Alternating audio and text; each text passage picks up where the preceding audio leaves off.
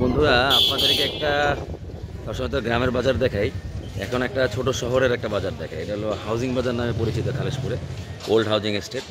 তো এইখানে মানে পপুলার দুইটা চায়ের দোকানের মধ্যে একটা চায়ের দোকান আছে এইখানে মোড়ের মধ্যে, একদম তিন কোণার মোড়ের মধ্যে। এই দোকানটাও ভালো।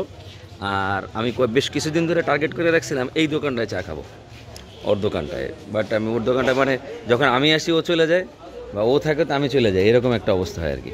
দেখে বন্ধুরা চলেন আমরা একটু দেখেন একটা চা খেয়ে দেখি কীরকম কী অবস্থা। ভাইয়া কেমন আছো?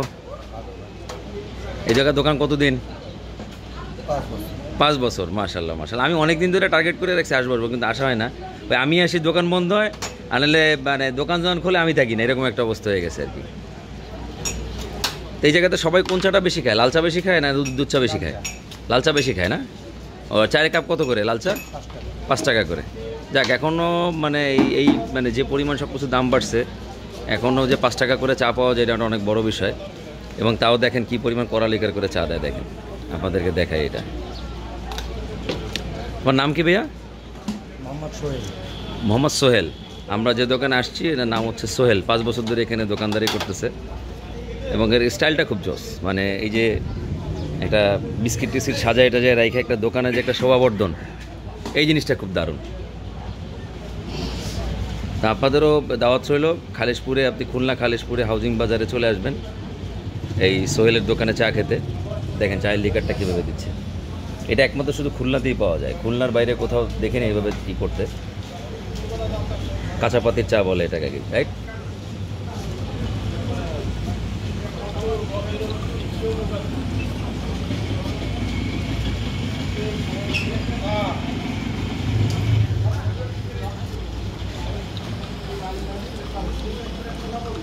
আর এখানে চা আসলে সবাই একটু কম কমই খায়, মানে পুরো একেবারে মগ ভরে যে চা খায় সবাই তা না।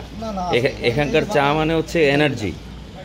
অনেকেই দেখছি আমি নিচে শুধু ওই লিকারটুকু খায়। হ্যাঁ, এটা এনার্জি নেয়। এই দুটো কি পার্সেল যাচ্ছে কোথায়, মানে কোনো দোকানে যাচ্ছে নাকি? আচ্ছা আচ্ছা। যদিও আমি কখনো এত কড়া লিকারের চা খেতে পারি না, জাস্ট দেখে মনে হইতেছে যেন এক মগ ক্যাফেন, একদম ক্যাফেন মনে হইতেছে একবারে পুরা। আমরা যেমন ওই যে কফি খাই না, র কফি, একদম র কফির মতো হয়েছে একদম। কালারটা দেখেন কি অসাধারণ। জানি না আমি কতটুকু খাইতে পারবো, একটা সিপ দেই। বিসমিল্লাহ।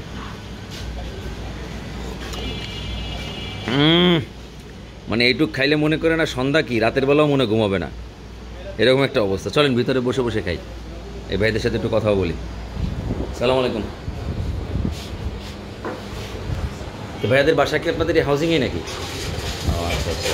তা আপনারা কি এখন কাজের ফাঁকে চায়ের এনার্জি নিয়ে তারপর কাজে দিয়ে যাচ্ছেন, এরকম কোনো কিছু নাকি এমনি বেরোয়েছেন আজকে ফ্রি টাইম চা খাওয়ার জন্য? আচ্ছা, এখানে কি সোহেলের দোকানে সবসময় চা খান?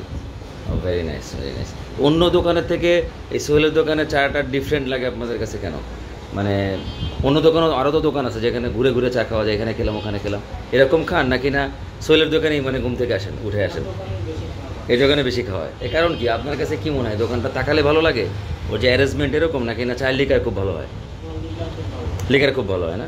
অবশ্য আমাকেও দিছে, মানে আমি কিছু বলার আগে দিয়ে দিছে, বললো যে খান।